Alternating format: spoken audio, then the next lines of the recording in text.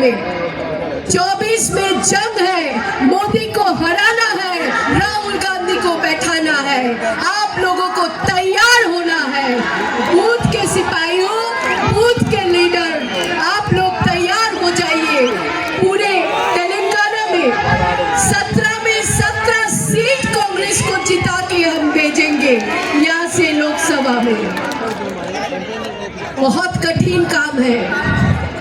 आज हमारे बूथ से सारे लीडर्स को हम बुलाए हैं इसलिए कि जैसे आप लोग रात रात जागकर बहुत ही कठिन परिश्रम करते हुए तेलंगाना में सरकार बनाए हैं, उससे भी दुगना आपको परिश्रम करना पड़ेगा। हर पेपर में फ्रंट पेज पे मोदी की गारंटी बोल के लिखते हैं। आप लोग देखे या नहीं मुझे मालूम नहीं। हर पेपर में मोदी की गारंटी। क्या है भाई मोदी की गारंटी? उन्होंने कहा था 2 करोड़ नौकरियां दूंगा, ये गारंटी थी उसकी। दिया उसने? नहीं। मोदी की गारंटी थी काला धन लाके 15-15 लाख देंगे, दिया मोदी ने। और आप रोज पेपर में देखो, हर पेपर में फ्रंट पेज पे मोदी की गारंटी। अरे बाप, तुम पहले की गारंटी नहीं दिए लोगों को, अब कौन सी गारंटी देने वाले हैं? मैं पूछता हूं। मेरे को परसों मिले थे सुभाष चंद्र बोस के जयंती के दिन। मैं उस दिन पूछना बोला था, फिर अच्छा नहीं था क्योंकि वो सुभाष चंद्र बोस की जयंती थी, इसीलिए मैं वो बात ज्यादा नहीं किया। मैं पूछना चाहता था उनको, क्या आपने जितने भी पहले गारंटी दिए थे उसमें कितने निभाए, ये पूछने वाला था। लेकिन अब वो जयंती समय रहने की वजह से मैं जो आने वाले सेशन में सारी चीजें जरूर पूछूंगा। जो जो उन्होंने वायदा किया था क्यों नहीं किया।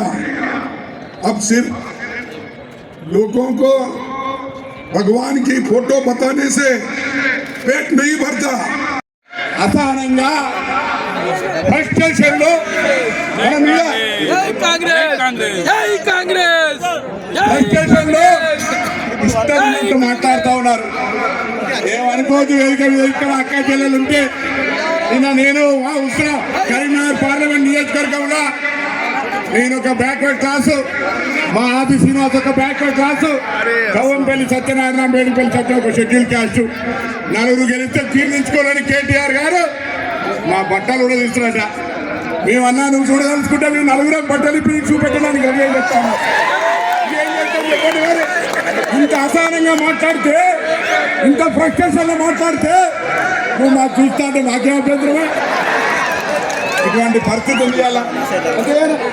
మరి ఏం చేస్తాం చెప్పండి. మేము 4 కష్టపడి 20 సంవత్సరాలుగా రాజకీయంగా దేశాన్ని మొత్తం పేరు మీద ఆర్థిక వ్యవస్థల పైన విడదీస్తూ విద్వేషాలు చిమ్ముతున్నటువంటి భారతీయ జనతా పార్టీకి వ్యతిరేకంగా దేశవ్యాప్తంగా పాదయాత్ర చేస్తున్నటువంటి మన ప్రియతమ నాయకుడు రాహుల్ గాంధీ గారు వారి సందేశాన్ని, అలాగే అఖిల భారత కాంగ్రెస్ కమిటీ ఇచ్చినటువంటి పిలుపు మేరకు ఈ దేశంలో లౌకికవాదంతో ఇక్కడ పుట్టినటువంటి ప్రతి బిడ్డ ఈ దేశ బిడ్డే, ఈ దేశాన్ని పాలించగలిగినటువంటి అర్హత శక్తి కేవలం కాంగ్రెస్ పార్టీకి తప్ప మరే ఇతర పార్టీకి లేదని చెప్పేటువంటి సందేశాన్ని ప్రతి ఇంటికి మీ ద్వారా తీసుకెళ్లాలనేటువంటి ఆలోచనతో ఈరోజు మీ అందరినీ ఇక్కడ పిలిచి సమావేశం ఏర్పాటు చేయడం జరిగింది.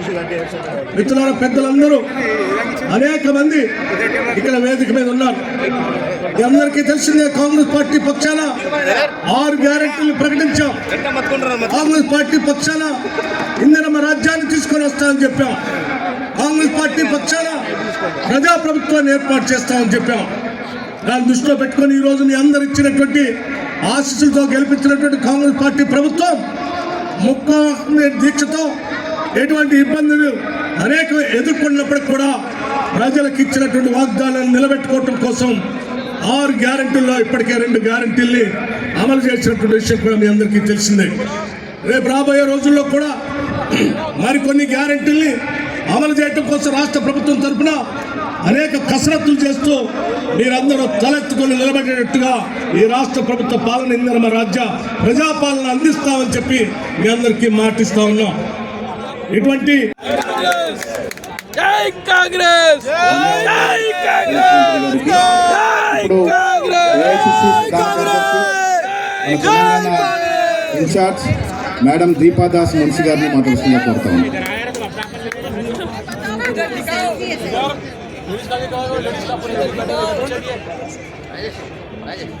नमस्कार। हमारे तेलंगाना राज्य से बूथ के सिपाही हमारे लीडरगण आज हमारे सामने आप लोग उपस्थित हैं। मंच में आदरणीय ఫిరోజ్ గారు కానీ చాలా తక్కువ ఓటుతో ఓడిపోయారు. ఈ మురళీధర్ గారు చాలా కష్టపడి ఈ 33వ బూత్లో 69వ బూత్లో అత్యధిక ఓట్లు తీసుకొచ్చినాడు. వారికి సత్కారం చేయాల్సిందిగా ఖర్గే గారిని ముఖ్యమంత్రి గారిని కోరుతా ఉన్నాను.